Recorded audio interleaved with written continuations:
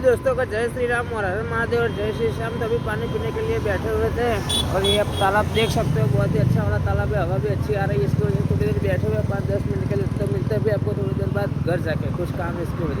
वापस से सभी दोस्तों को जय श्री राम और हर महादेव और जय श्री श्याम। तो अभी वापस से घर के लिए निकल रहे हैं कि रोड देख सकते हो आप कैसी है, बिल्कुल ही अच्छी वाली रोड है।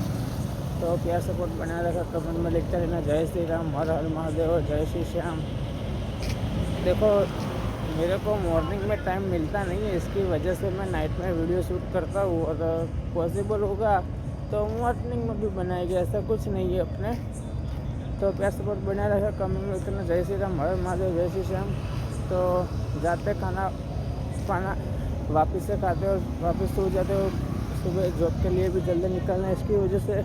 तो मिलते हैं आपको कल, तब तक के लिए बाय और गुड नाइट। हर हर महादेव जय श्री श्याम, हर हर महादेव जय श्री राम।